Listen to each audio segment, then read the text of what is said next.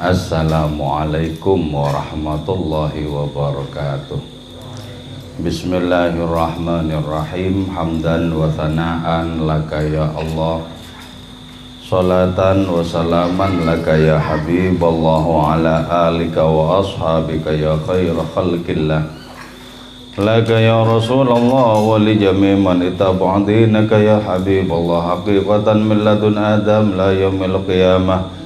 Wa nakhusu khususan minhum ila hadrat Imam Muhammad Al-Ghazali qaddasallahu sirrahu radhiyallahu lana wa lahumul Fatiha. A'udzu billahi minasy syaithanir rajim. Bismillahirrahmanirrahim. Alhamdulillahi rabbil alamin arrahmanir rahim maliki yaumiddin. Iyyaka na'budu wa iyyaka nasta'in ihdinas siratal mustaqim. Shiratal ladzina an'amta 'alaihim ghairil maghdubi 'alaihim waladdallin. Amin.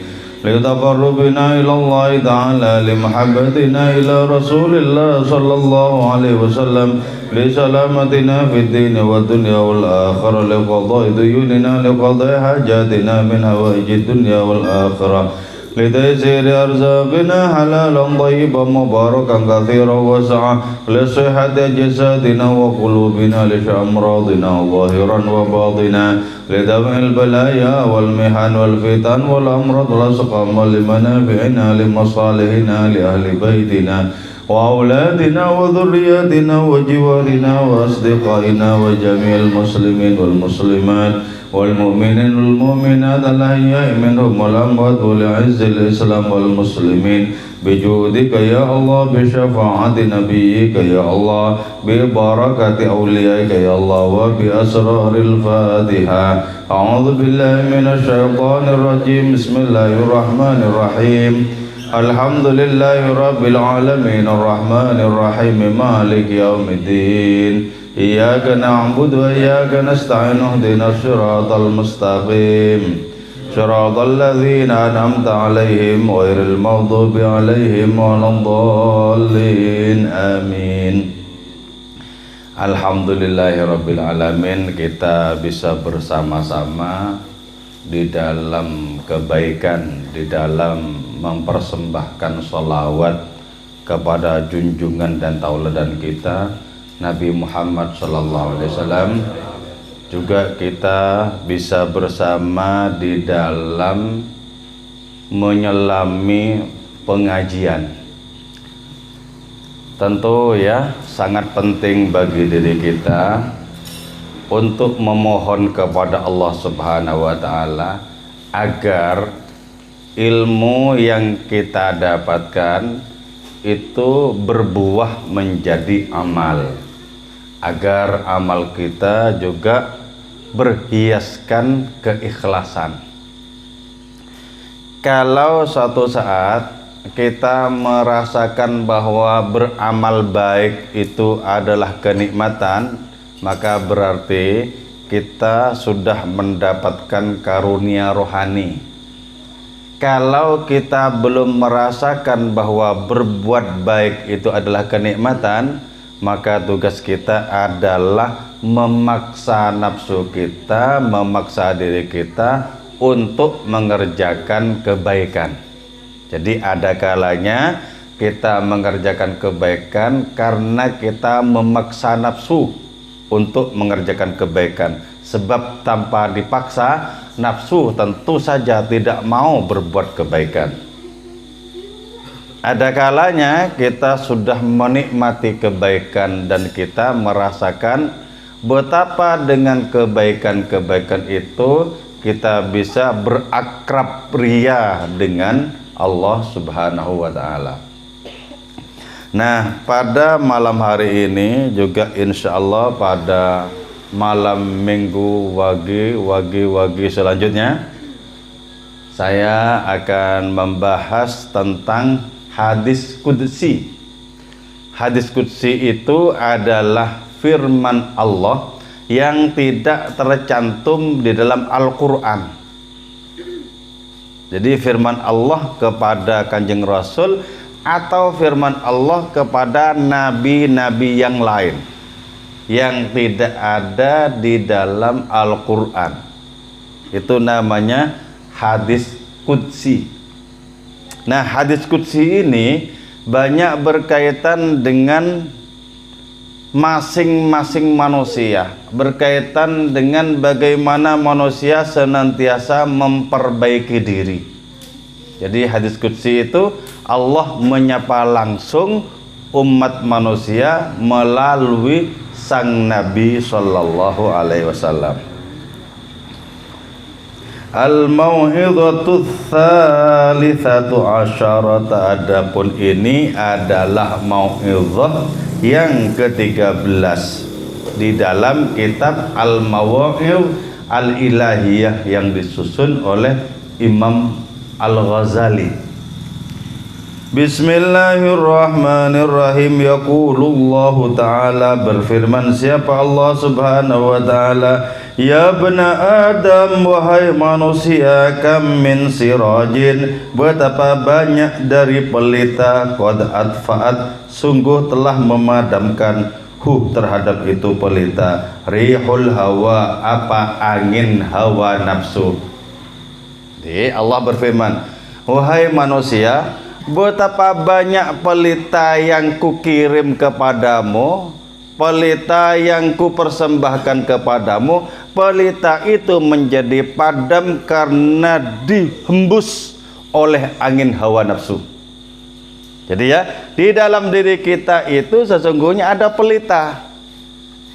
Ruh itulah pelita.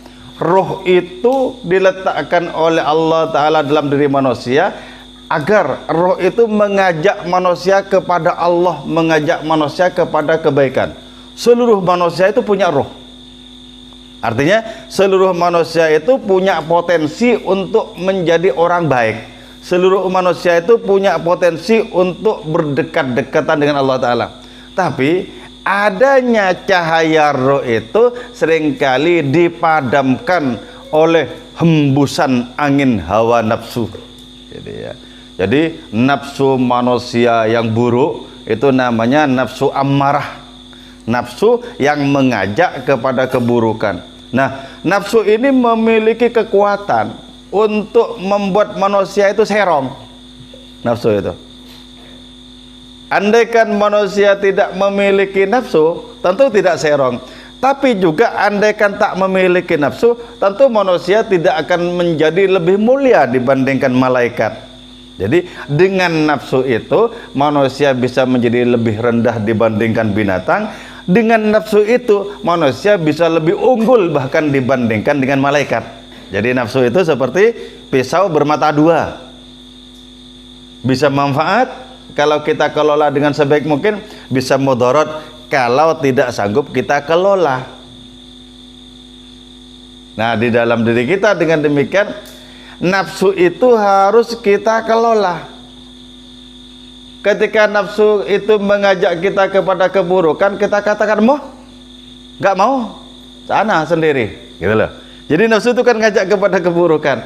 Nah, sebaliknya roh itu mengajak kepada kebaikan. Kebaikan. Nanti kalau di dalam peperangan nafsu itu kalah terhadap roh, maka nafsu itu berubah kekuatannya, yaitu mengajak kita kepada kebaikan. Jadi ketika orang ya seluruh kemauannya, seluruh hasratnya, seluruh kehendaknya itu kebaikan, berarti nafsunya sudah bagus itu. Mantap sudah. Nafsunya sudah bagus. Nah, ketika nafsu itu sudah bagus, maka orang itu merasakan nikmat di dalam mengerjakan kebaikan-kebaikan. Sudah enak. Karena nafsu itu sudah bisa terkalahkan, sudah terkontrol, sudah bisa dijinakkan, sudah dijadikan kendaraan untuk menuju kepada kebaikan-kebaikan. Tapi ada kalanya nafsu ini berada di tengah perlintasan. Kadang sok baik, kadang sok kumat itu loh.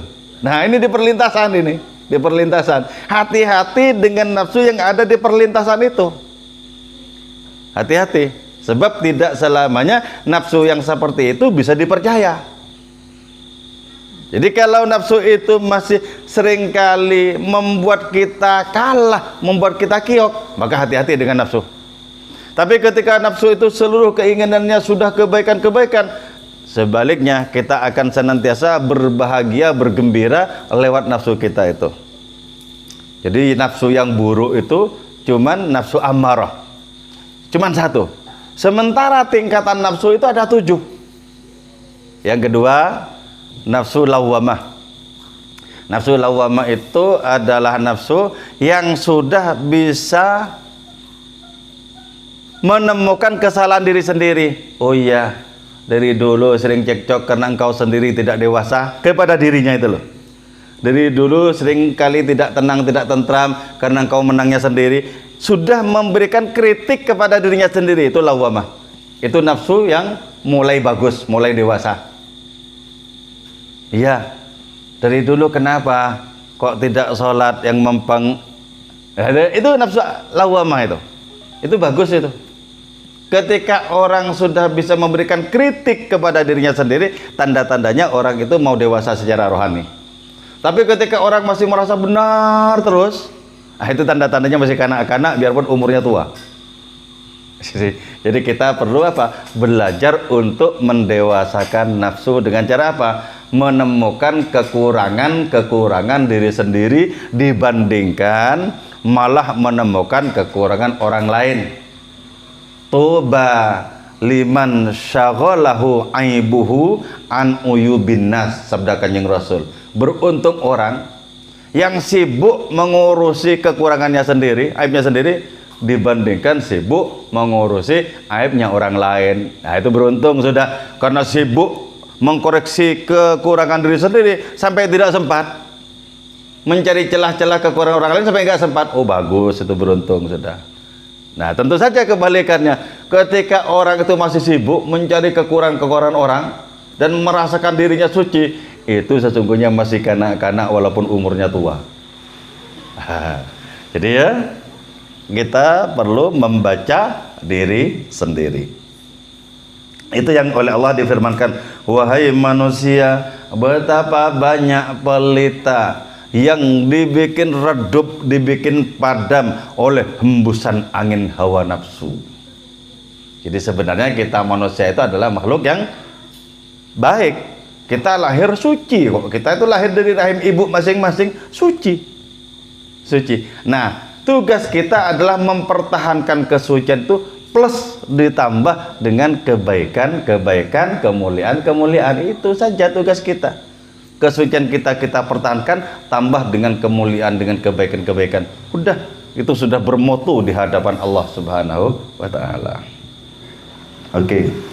Wa kam min 'abidin qad afsadahul 'ujbu. Betapa banyak dari orang yang tekun beribadah, ibadahnya rusak karena orang itu bangga diri. Nah, hati-hati lah ya. Kalau kita sudah mulai tekun apa saja?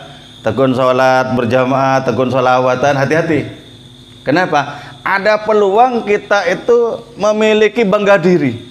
Ketika orang itu sudah bangga diri, pasti memandang orang lain di bawahnya. Kalau itu masih belum senang sholawatan, masih aku lumayan. Nah itu hati-hati itu. Hati-hati seperti itu. Jadi bangga diri dengan kebaikan itu akan membatalkan kebaikan. Bangga diri. Apakah bangga diri itu diucapkan dengan lisan atau hanya dalam hati? Tetap bisa membatalkan kebaikan. Ingat ya, ketika Allah Subhanahu wa taala memerintahkan para malaikat, di dalamnya termasuk iblis, bersujud takzim, memberikan sujud penghormatan kepada Nabi Adam. Seluruh malaikat patuh pada Allah, sujud takzim, memberikan penghormatan kepada Nabi Adam. Satu yang nggak mau, siapa itu? Iblis. Kenapa? Ma mana'aka antas judah lima khalaqtu biyadai. Apa yang membuatmu iblis tercegah, terhalang untuk bersujud kepada makhluk yang kuciptakan dengan kedua tanganku, yaitu Nabi Adam? Iblis itu jawab, ana khairun minhu. Aku ya Allah lebih baik dibandingkan dengan Adam. Jadi selama masih ada perasaan lebih baik, itu berarti ada benih-benih iblis. Hati-hati. Jadi misalnya sepulang dari sholawatan ketemu berandalan mabuk, wah, iki kalah karo nafsune. Misalnya kita kemudian seperti memberikan fatwa sekaligus membaptis diri sendiri lebih baik. Itu bisa membatalkan kebaikan yang kita kerjakan. Jadi selama masih ada perasaan aku lebih baik ketimbang DE, itu berarti kebaikannya sudah batal. Kebatal. Jadi karena itu setiap kemajuan di dalam ibadah, kemajuan di jalan rohani itu memiliki tantangannya sendiri. Apa tantangannya? Merasa lebih mulia. Kata Syekh Abu Yazid Al-Bistami, beliau mengatakan bahwa kalau kita merasa lebih mulia bahkan dibandingkan dengan Fir'aun, itu berarti kita masih menyimpan kesombongan. Padahal Fir'aun loh ya. Jadi katakanlah siapa yang paling bau tengik, paling buruk, paling tidak bermartabat, kita merasa lebih mulia dari orang seperti itu menyimpan kesombongan. Yang benar gimana? Yang benar adalah mengakui bahwa kebaikan-kebaikan kita itu adalah karunia Allah gitu. Alhamdulillah dikehendaki senang sregep sholat. Alhamdulillah dikehendaki senang sregep pengajian. Alhamdulillah. Bukan karena kita sendiri bisa menjadikan kita, mencetak kita menjadi baik. Oh, nggak bisa. Nggak bisa. Tetap falsafahnya adalah tidak ada kekuatan untuk berbuat baik, tidak ada kekuatan untuk menolak keburukan kecuali karena pertolongan Allah Subhanahu wa taala. Gak bisa kita mau mencetak diri kita sebagai orang mulia, ya gak bisa. Gak bisa. Bahkan setitik debu kebaikan tidaklah kita kerjakan kecuali itu merupakan pertolongan dari hadiratnya. Jadi hati-hati. Terus juga yang hati-hati itu apa? Wa kam min ghaniyin afsadahul ghina. Betapa banyak orang kaya yang dirusak oleh kekayaan. Jadi kekayaan itu sudah menelan korban banyak orang loh di dalam sejarah kehidupan. Nah, ketika masih belum punya apa-apa, Anda pasor sama manusia, sama orang lain. Ketika sudah punya, matenteng. Gitu. Nah, itu berarti apa? Kekayaan sudah merusak akhlak orang itu. Karena itu ya, betapa sangat penting sikap tawadhu, terutama yang dilakukan oleh orang kaya. Sebab kalau orang miskin memang tidak pantas untuk sombong. Jadi karena itu ya, sombong itu buruk dan lebih buruk ketika dikerjakan oleh orang miskin. Apa yang disombongkan? Tawadhu itu bagus dan lebih bagus lagi dikerjakan oleh orang yang kaya. Gitu. Jadi karena itu tidak ada sebenarnya yang perlu kita andalkan karena hakikatnya itu bukanlah milik kita. Jangankan kekayaan, hidup dan mati kita bukanlah milik kita. Apalagi karunia-karunia, jelas itu merupakan pemberian Allah Ta'ala. Jadi ya, maka karena itu kemudian keberuntungan itu tidak ditentukan oleh ijazah, tidak ditentukan oleh ilmu dan keahlian, murni merupakan karunia itu. Kalau keberuntungan itu ditentukan oleh ijazah, maka sarjana-sarjana fakultas ekonomi kaya semua, karena secara teoretik sudah mumpuni itu. Begini. Ketika dipraktekkan ternyata tidak begini. Ternyata tidak. Jadi karena itu setiap karunia, setiap keberuntungan itu murni pemberian, bukan terutama keahlian kita di dalam berbisnis atau mengerjakan apapun, bukan. Karena itu pekerjaan bisa ditiru, keberuntungan tidak bisa ditiru, tidak bisa ditiru.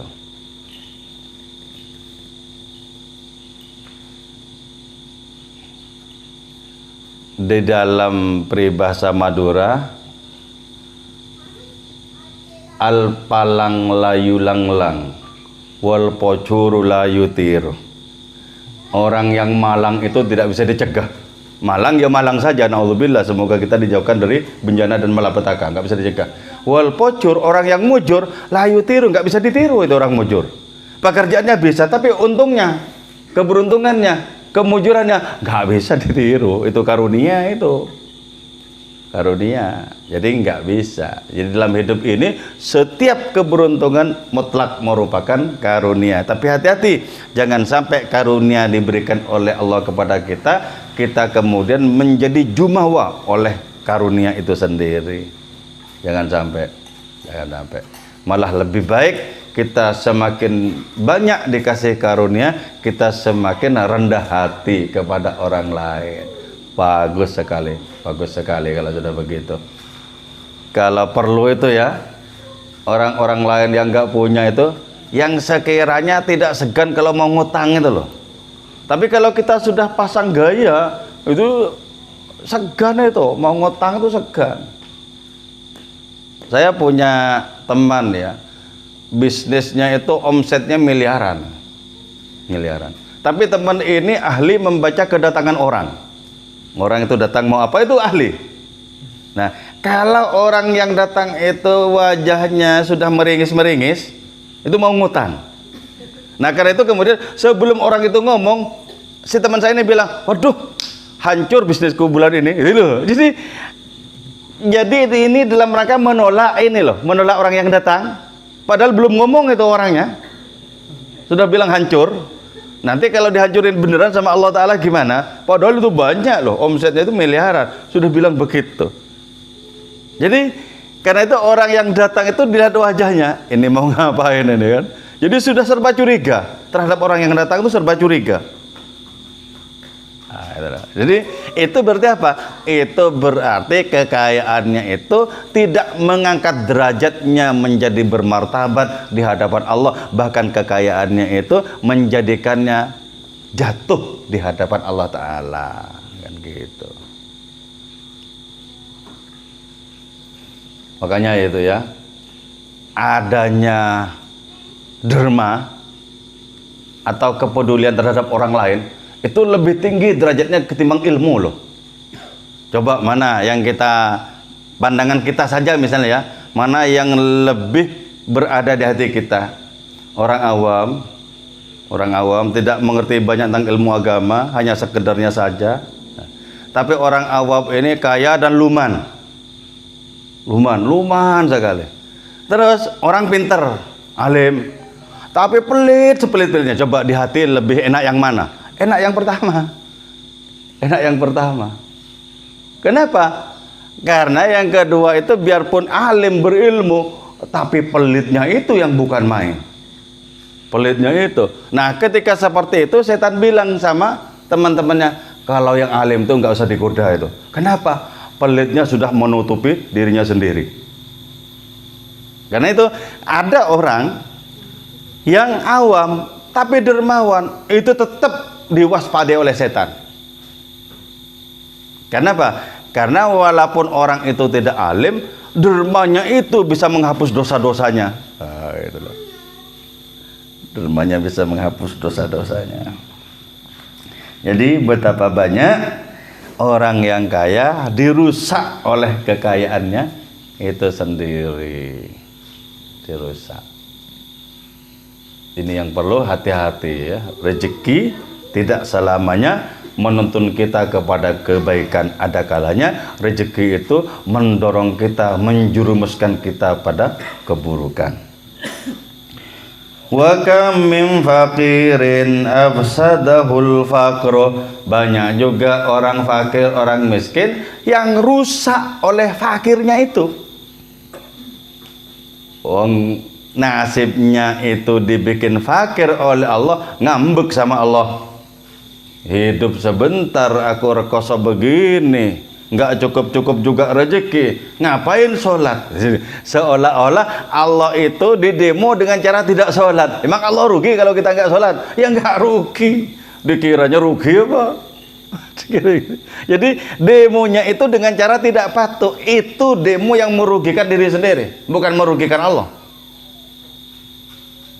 Ketahuilah bahwa Allah itu tidak bahagia hanya karena kita patuh, tunduk. melaksanakan ajarannya, tidak bahagia karena itu. Sebagaimana Allah juga tidak sedih hanya karena kita membangkang dan ingkar, tidak sedih sama sekali.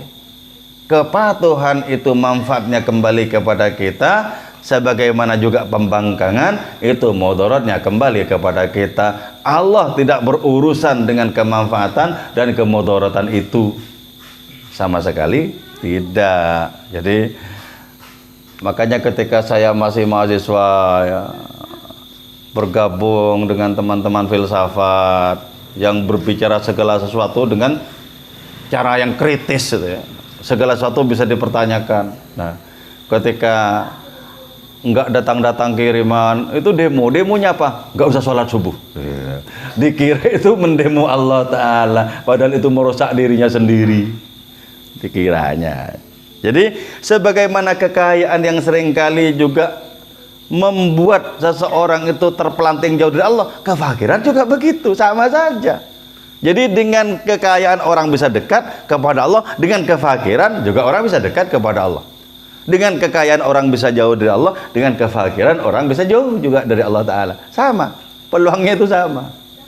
Cuman kata Bajuri itu ya, di dalam serial film Suami-suami takut istri itu loh. Nah, tapi ketimbang diuji dengan kesengsaraan, sama-sama ujian, mending diuji dengan kekayaan, enak. Sebagaimana itu menjadi hasrat kebanyakan manusia. Wa kam min sahihin afsadahul afiyah. Banyak orang yang sehat, justru dengan kesehatan itu orang menjadi rusak perilakunya. Oh, ini banyak nih contohnya dalam kehidupan. Banyak. Beberapa waktu yang lalu saya kedatangan tamu. Ibu-ibu sudah sepuh, sudah menjadi nenek-nenek. Kedatangan tamu. Apa perlunya, Bu? Ini cucu saya. Ini sering kali mengalami kelainan. Kelainan gimana sih, Bu? Itu loh, kalau pas adzan, dengar adzan mendelik. Pertamanya gimana sih, Bu? Pertamanya itu suatu hari saya berenang bersama cucu ini. Sepertinya saya didorong oleh kekuatan dari belakang, kemudian masuk dalam air. Sejak saat itu kemudian cucu saya ini kadang-kadang berubah perilakunya. Coba Pak Kiai lihat ini, ada apanya? Saya lihat, kalau sekarang kosong, entah kalau nanti. Nah, terus saya tanya keluarganya dan lain semacamnya. Tanya, jenengan punya suami, udah umur 67 tahun. Sekarang sakit-sakitan, tapi alhamdulillah Pak Kiai sakit-sakitan. Loh, kok alhamdulillah? Sebab kalau masih sehat mencari perempuan lain.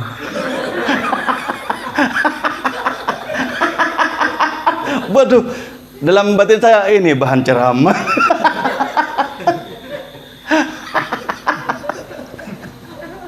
Ini yang disebut dengan kamin sahihin qad afsadahul afiyah. Banyak orang yang sehat, justru sehatnya itu menghancurkan.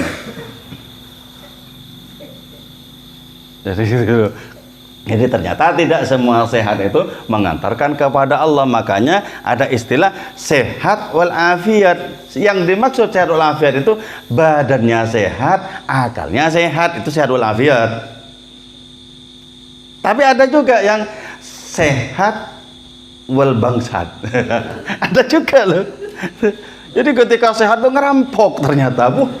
Bahaya itu kan. Sehatnya dipakai itu ngerampok tuh. Mending nggak usah sehat. Jadi,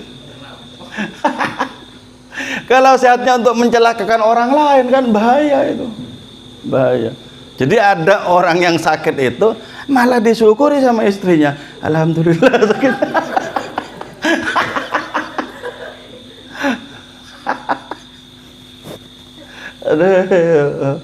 Itu loh untungnya kedatangan tamu macam-macam. Banyak cerita. Pertemuannya singkat tapi ceritanya panjang.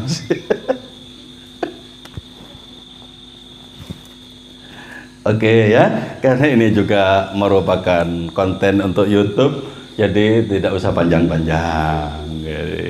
singkat-singkat, moga-moga manfaat dan barokah untuk kita semua. Amin ya mujibus sailin. Wal afu minkum. Wassalamualaikum warahmatullahi wabarakatuh.